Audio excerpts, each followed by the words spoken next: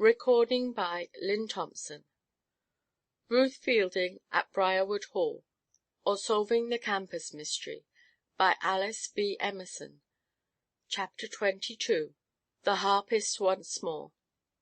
Over all, Ruth wore a woolen sweater, one of those stretchy, clinging coats with great pearl buttons, that was just the thing for a skating frolic. It had been her one reckless purchase since being at Briarwood, she and Helen having gone down into Lumberton on Saturday and purchased coats.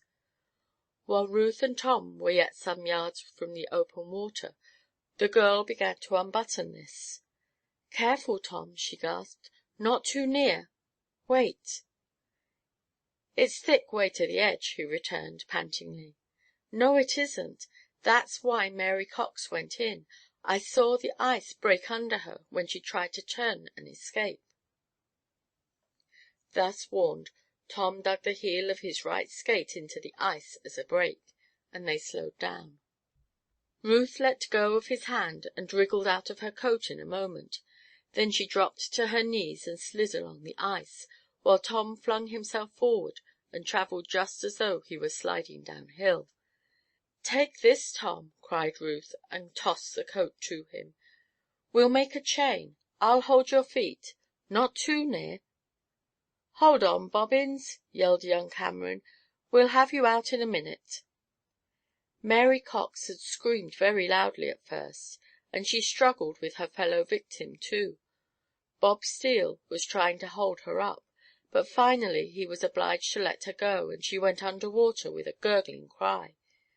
"Grab her again, Bobbins!" called Tom, flinging Ruth's coat ahead of him, but holding firmly to it himself by the two sleeves. "I've got her!"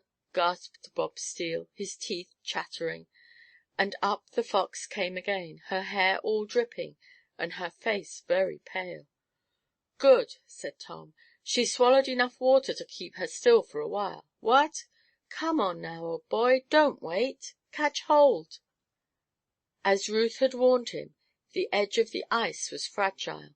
He dared not push himself out too far with the sharp toes of his skates. He dug them into the ice now hard, and made another cast with the coat. His chum caught it. Tom drew them slowly towards the edge of the ice. Ruth pulled back as hard as she could, and together they managed to work their bodies at least 2 yards farther from the open water. The ice stopped cracking under Tom's breast. There was the ring of skates and shouting of voices in their ears, and Ruth, raising herself slightly, looked around and screamed to the crowd to keep back.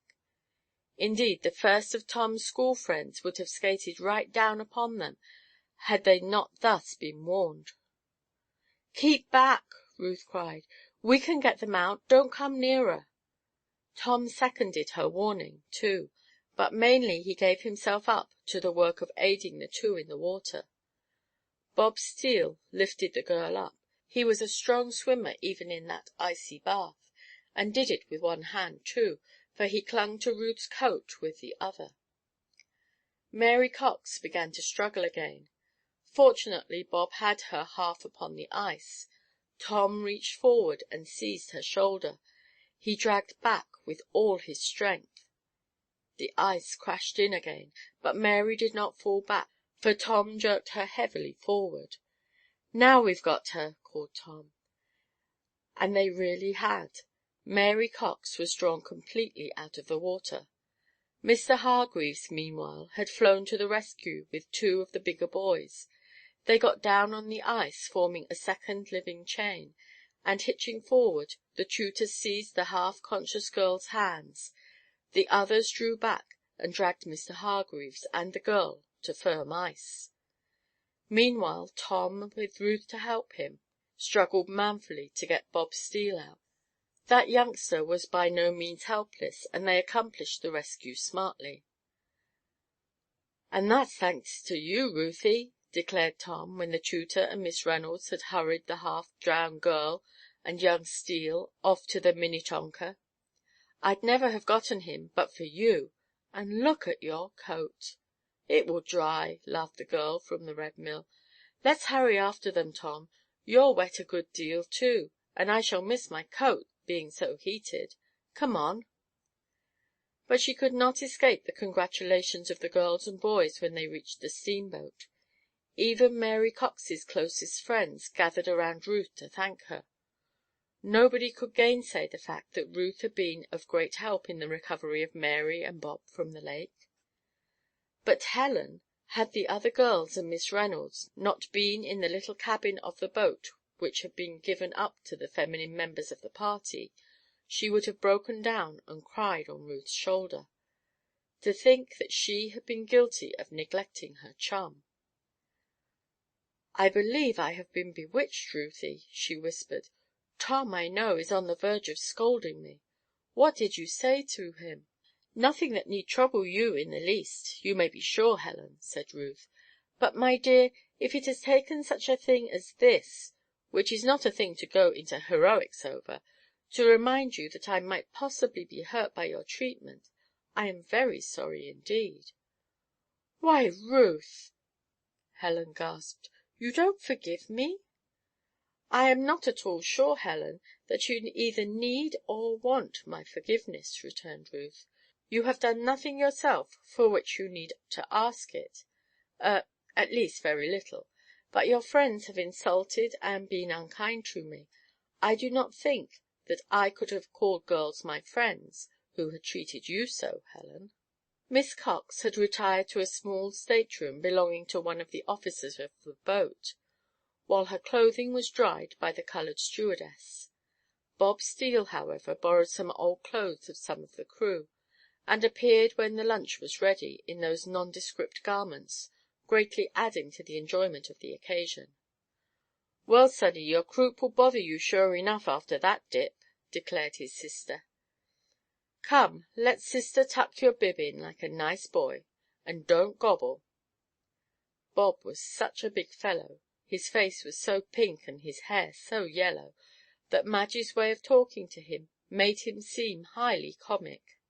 The fellows from Seven Oaks shouted with laughter, and the girls giggled.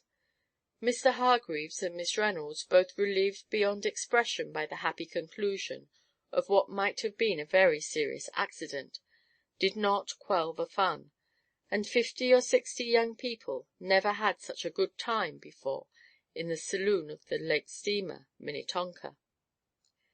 Suddenly music began somewhere about the boat, and the young folk began to get restive.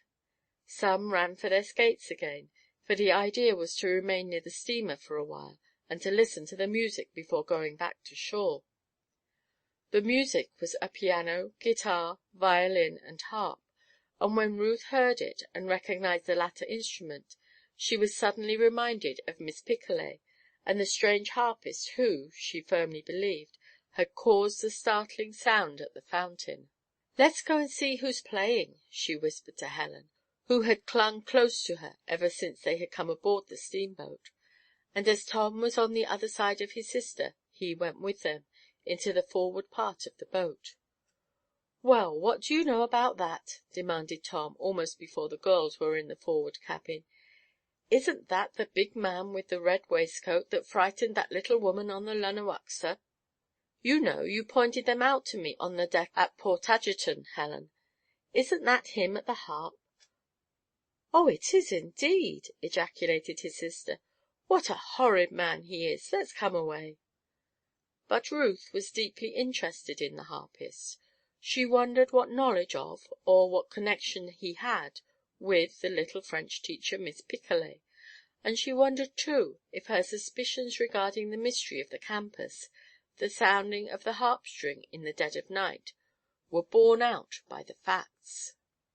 Had this coarse fellow, with his pudgy hands, his corpulency, his drooping black moustache, some hold upon Miss Picolet? Had he followed her to Briarwood Hall, and had he made her meet him behind the fountain just at that hour when the Upedes were engaged in hazing Helen and herself? These thoughts arose in her mind again as Ruth gazed apprehensively at the ugly-looking harpist. Helen pulled her sleeve, and Ruth was turning away when she saw that the little pig-like eyes of the harpist were turned upon them. He smiled in his sly way, and actually nodded at them. "Shh! He remembers us," whispered Helen. "Oh, do come away, Ruth." "He isn't a handsome object, that's a fact," muttered Tom. "And the cheek of him, nodding to you two girls!" After the excitement of the accident on the lake, our friends did not feel much like skating until it came time to go back to the landing. Mr. Hargreaves was out on the ice with those students of the two schools who preferred to skate, but Miss Reynolds remained in the cabin.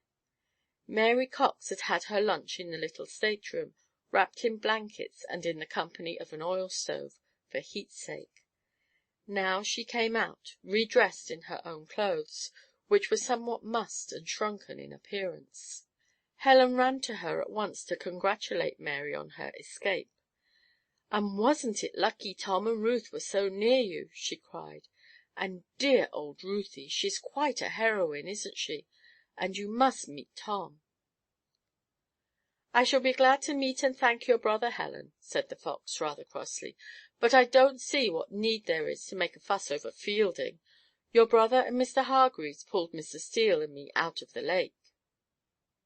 Helen stepped back, and her pretty face flushed. She had begun to see Mary Cox in her true light. Certainly she was in no mood just then to hear her chum disparaged. She looked around for Tom and Ruth.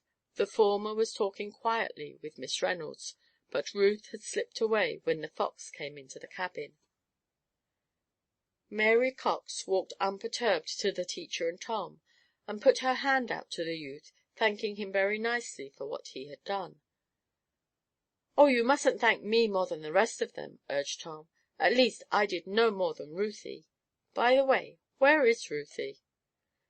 But Ruth Fielding had disappeared, and they did not see her again until the call was given for the start home. Then she appeared from the forward part of the boat, very pale and silent, and all the way to the shore, skating between Tom and Helen, she had scarcely a word to say. Chapter 22